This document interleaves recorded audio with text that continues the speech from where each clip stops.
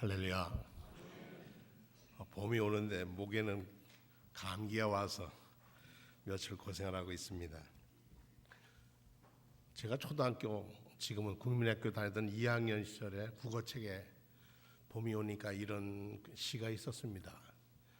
할아버지 지고 가는 나무 지게에 활짝 핀 진달래가 꽂혔습니다. 어디선지 날아왔는지 노랑나비가 지게를 따라서 날아갑니다.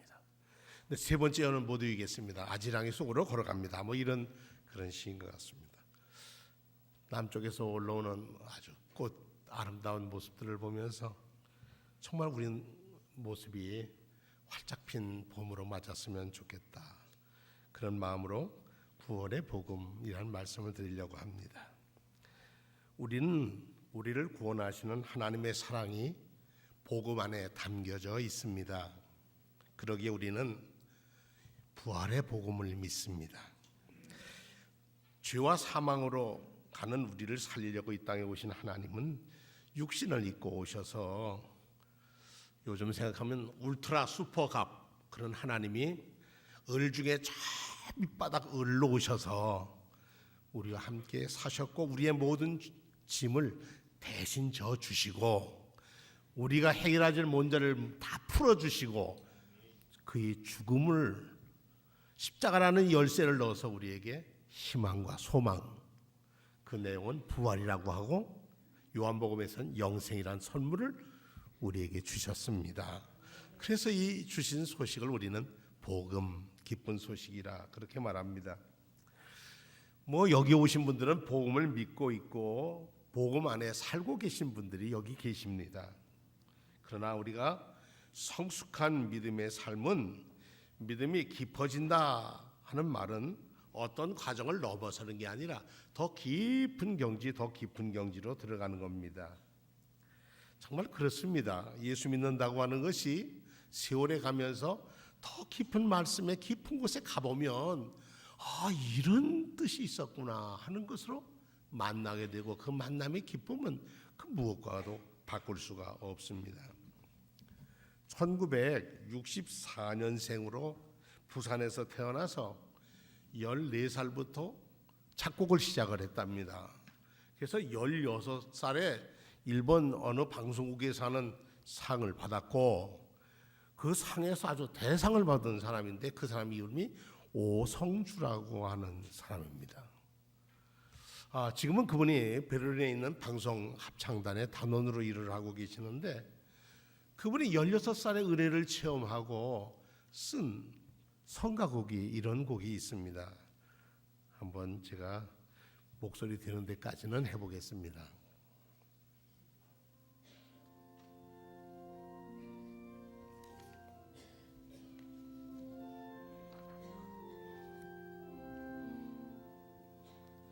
내 주의 은혜 강가로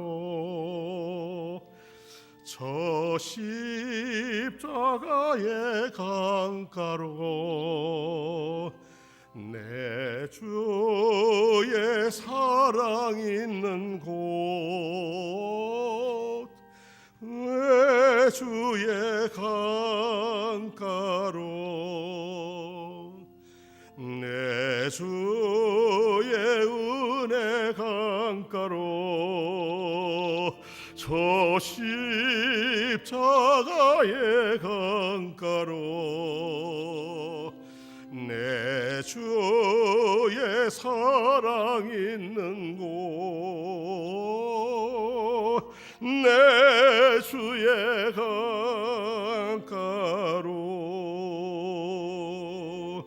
가란 나의 영혼을 생수로 가득 채우소 피곤한 내 영혼 위에 내 주의 은혜 강가로 저 십자가의 강가로 내 주 너의 사랑 있는 곳, 내 주의 강가로. 주님의 은혜의 강물은 십자가의 강가로 우리를 부르셔서 왜 십자가가 너에게, 저에게, 성도님들에게 소중한지를 알려주십니다. 이 강가로 가지 않으면 목이 마르기 마릅니다. 세계 좋은 도시들은 보면 다 강을 끼고 있습니다. 그래서 그 강이 그 도시를 생명을 이어가게 해주는 젖줄이 됩니다. 한 번은 제가 주문진에 살 때 저희 선생님이 제게 그런 말씀을 하셔요. 내가 여기 강릉시 주문진읍에 살지? 예, 그렇습니다, 선생님. 너 강릉이 뭔지 아냐? 선생님은 강릉이 강릉이고 옛날엔 명주라고 그랬죠. 야, 그거 모를 사람 어딨냐? 강릉이 왜 강릉인지 알아? 그럼 제가 물어봐야 되겠네요. 선생님, 강릉이 왜 강릉입니까? 그랬더니 강의 무덤이니까 강릉일세. 저도 그거 써먹어봤습니다. 강릉시 장로님들 모인 자리에서, 장로님들 강릉이 왜 강릉이에요? 강릉이니까 강릉이지. 그러길래 아이고, 제 선생님이 말씀하시기를 강의 무덤이 강릉이라고 합대다. 그랬더니 그건 누가 그런 소리 합니까? 그래서 무의당이라고 하는 분, 저희 선생님이 그렇게 가르쳐 주십니다. 무덤이 있는 곳에 바다가 있고요, 바다는 생명을 품는다는 것입니다. 무덤으로 끝나는 게 아니라 우리 예수 믿는 사람의 복음은 무덤에서 부활로 이어진다는 거예요. 이거 어떻게 믿느냐 설명을 하려면 아주 쉽게 할 수 있습니다. 씨앗을 심습니다. 그러면 그 씨앗은 반드시 죽습니다. 죽어야 싹이 올라옵니다. 애벌레가, 누에가 넉잠을 자면 입에서 자기의 모든 것을 토해내서 집을 만들면 그 죽음과 같은 캄캄함 속에 들어가 있지만 때가 되면 그 고치를 뚫고 나비가 되어서 전혀 생각하지 못하던 것을 다 날아가 볼 수가 있습니다. 복음이란 말은 헬라어로 유앙겔리온이라고 합니다. 유앙겔리온은 유앙, 좋다 하는 뜻과 유앙, 겔리온이라는 소식이라는 것과 합쳐서 이루어진 말입니다. 그래서 복음은 이 복된 소식, 이것은 유앙겔리온이라는 말은 아주 어쩌면 번역이 딱 맞는 말입니다. 영어로는 the gospel이라고 그러는데 좋다고 하는 good과 소식이라는 spell이라는 말이 합쳐서 gospel이라는 말을 씁니다. 이게 복음입니다. 그런데 요즘에는 이것이 미국 사회에서도 고어가 돼가지고 이런 말 안 쓰고 the good news, 좋은 소식 이렇게 바꿔 쓴다 합니다. 그러면 무엇이 복된 소식인가? 복음은 어떤 소식을 전하길래 복된 소식이냐라고 물을 수 있습니다. 우리는 일상생활에서도 복음이라는 단어를 비유적으로 많이 사용합니다. 요즘은 건강에 관심이 많아서 조금 문제가 있으면 병원에 가서 검사를 합니다. 그러면 일주일 후에 오세요 그러든지 보름 후에 오세요 그러든지 조금 심각하면 한 달 후에 오라 그러면은 그 한 달 후에 가보면 거기서 야, 의사가 뭐라 그럴까 그러다가 아유 괜찮아요 그 정도는, 그러면 이야 살았다. 그러니까 의사가 살고 죽고 결정하는 거예요. 그러면 그것이 복음이다 그렇게 생각을 합니다. 근데 성경엔 그것보다 좀 다르게 써 있습니다. 형제들아, 내가 너에게 전한 복음을 너희가 알게 하노니 너희가 받은 것이요 또 그 가운데 선 것이라. 너희가 만일 내가 전한 그 말을 굳게 지키고 헛되이 믿지 아니하였으면, 헛되이 믿지 않으면 그것이 너에게 구원이 될 거라는 것입니다. 그래서 바울 사도는 이 고린도 교인들을 향해서 자기가 전한 것이 복음이고 이 복음은 곧 구원의 능력이라고 얘기합니다. 로마서 1장 16절과 17절에는 내가 복음을 부끄러워하지 아니하노니 이 복음은 믿는 자에게, 모든 믿는 자에게 구원을 주시는 하나님의 능력이라. 첫째는 유대인에게 또한 헬라인에게로다.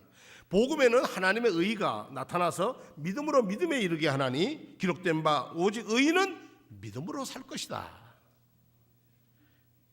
믿음으로 살 수 있는 관계 개선, 하나님과 바르게 세우는 의, 그건 관계 개선인데 하나님과 올바른 관계, 채널을 확보한 사람에게는 구원이 있다, 이런 얘기입니다. 여기서 바울 사도가 이런 말씀을 했습니다. 나도 전해받은 중요한 것을 여러분에게 전해드렸는데 그것은 곧 그리스도께서 성경대로 우리를 위해서 죽으셨다는 것과 무덤에 묻히셨다는 것과 성경대로 사흘 만에 부활하셨다는 것과 게바에게 나타나시고 다음에 12 제자에게 나타나셨다는 부활의 확증을 내가 전한다. 이 복음은 예수 그리스도에서 일어난 일, 그리고 예수 그리스도를 통하여 일어나는 소식을 말한다. 그러니까 예수는 생명이고 그리스도는 구원이라는 것입니다. 이것이 복음입니다. 제가 어느 분들에게 물어봤습니다. 복음이라는 건, 당신이 믿는 복음은 뭐예요? 라고 물어봤더니 짧게 얘기해 주면 내가 좋겠다 그랬더니 좀 그래요? 이 복음을 어떻게 짧게 얘기합니까? 그래서 저는 그렇게 생각합니다. 복음은요, 예수는 그리스도라고 하는 게 복음입니다. 예수, 나사렛 예수, 그 사람은 역사적으로 이 땅에 태어났던 나사렛 예수가 우리를 구원해 주시는 분이라는 거예요. 그분이 하나님의 아들이셨는데 이 땅에 오셨고 우리와 함께 사셨고 고난당하셨고 우리의 모든 죄를 지셨고 우리를 대신해서 십자가를 달고 죽고 그 문제를 해결함으로써 우리에게는 구원의 길이 열렸어요. 왜 기쁜 소식인가? 우리를 구원해 주시는 문제, 우리의 문제를 풀어주는 소식이기 때문에 기쁜 소식입니다. 예수 그리스도에 관한 소식은 복된 소식, 기쁜 소식이 되는 이유가 여기 있습니다. 내가 참으로 사랑스럽게 선포하는 이 소식은 그분의 능력, 계획에 관한 것입니다. 하나님께서 그분을 신뢰하는 사람, 하나님께서 예수를 신뢰하는 사람이면 누구나 유대인으로 시작해서 모든 사람에게까지 이르게 하시는 구원의 능력이 임한다, 그렇게 써 있습니다. 저희는 일주일에 한 번씩 경기원의 목회자들이 모여서 합창 연습을 합니다. 참 모이기가 어렵고 다들 교회를 맡고 있어 힘들지만 요즘은 아침 9시부터 시작을 합니다. 11시까지 하는데 참 버겁습니다. 그런데 찬송이 끝날 때쯤 되면 그 합창 끝날 시간에 이제 담당한 목사가 나와서 찬송가 하나를 부릅니다. 골라옵니다. 그리고 이 찬송가가 내게 어떤 의미가 있는지를 같이 오는 목사들에게 고백을 합니다. 그리고 그 찬송을 함께 부르고 마무리 기도를 그 골라오신 분이 마무리 기도를 합니다. 몇 주 전인데 노태성 목사가, 저희 교회에 있었던 노태성 목사가 차례가 돼서 왔습니다. 그런데 골라온 찬송이 뭐냐면은 여러분들 아는 96, 예수님은 누구신가? 예수님은 누구신가? 우는 자의 위로와, 이걸 골라왔어요. 그래서 왜 이걸 골라왔습니까? 그랬더니 그분이 얘기가 그래요. 내가 개척교회를 하면서 비전교회를 하면서 있어 보니까 예수님이 누구신가를 묻고 싶었는데 찬송해 보니까 예수님은 어떤 분은 우는 자의 위로가 되고 없는 자의 풍성이 되시고 천한 자의 높음이 되시고 잡힌 자의 노임이 되고 우리 기쁨 되시는 분이시라.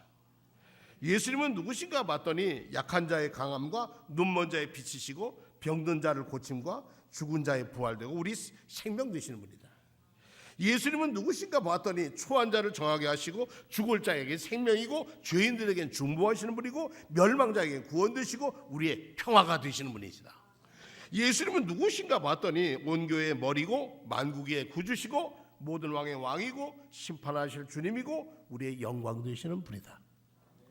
그러기에 나는 이 찬송을 골랐습니다. 이 예수님은 누구신가?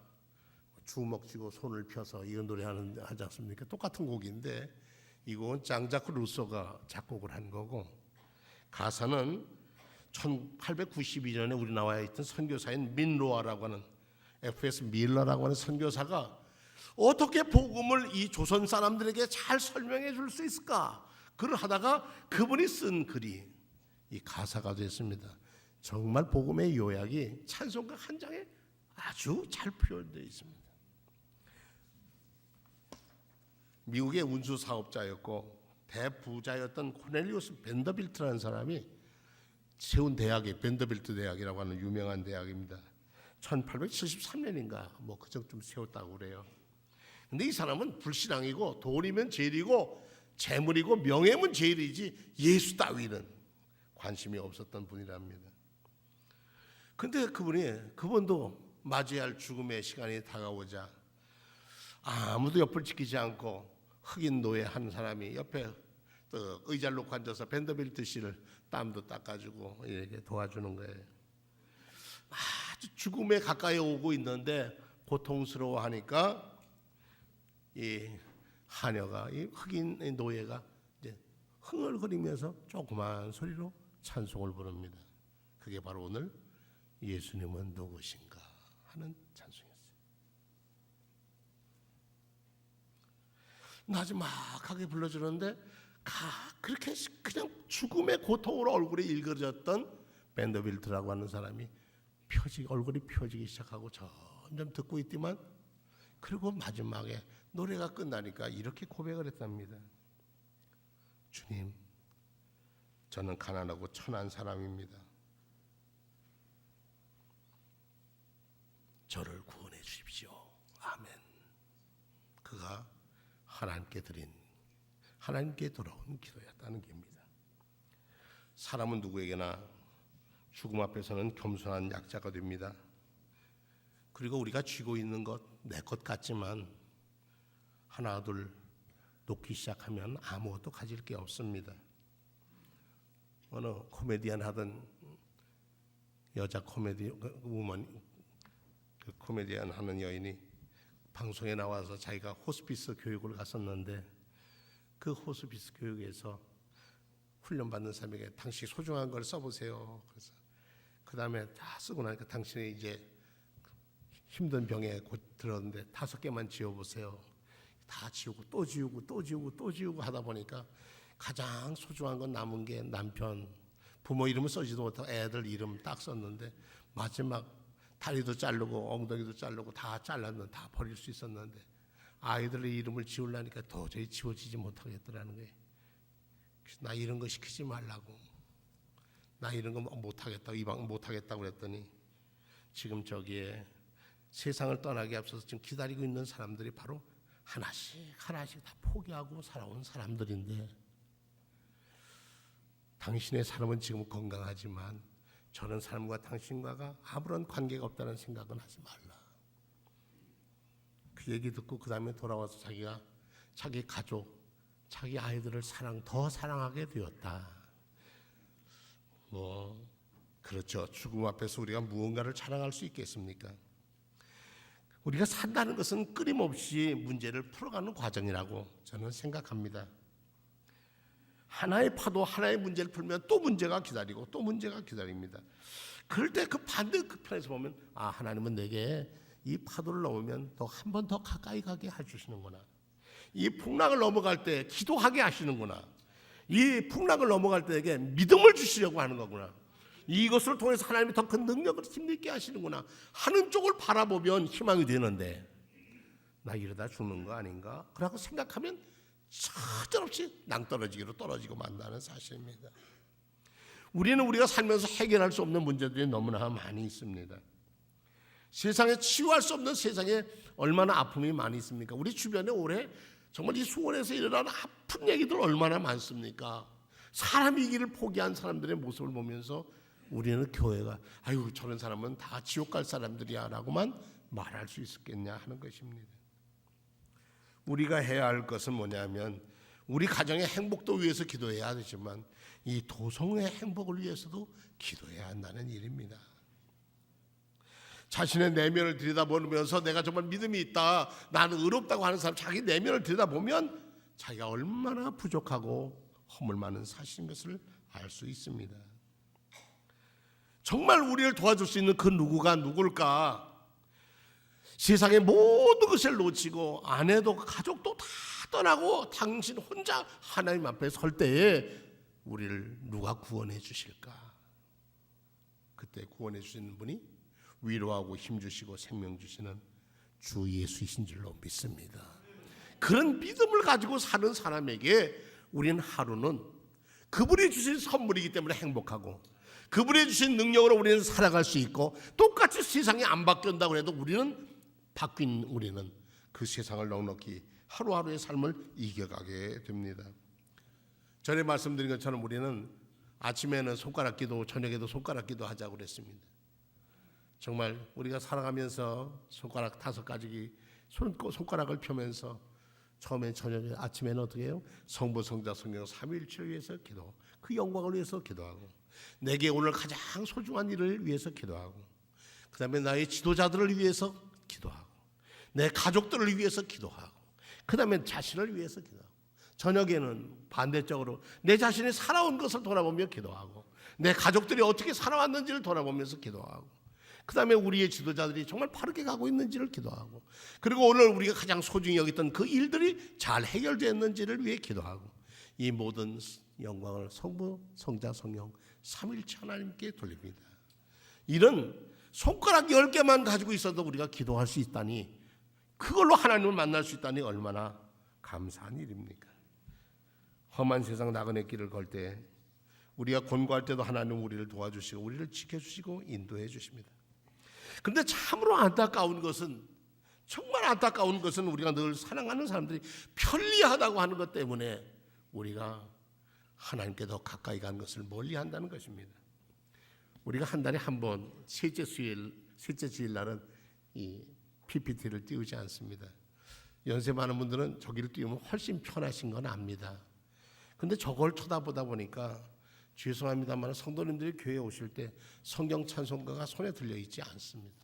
뭐 스마트폰도 있고 다 있으니까 볼 수는 있는데 그것과 여러분의 성경과는 전혀 다릅니다.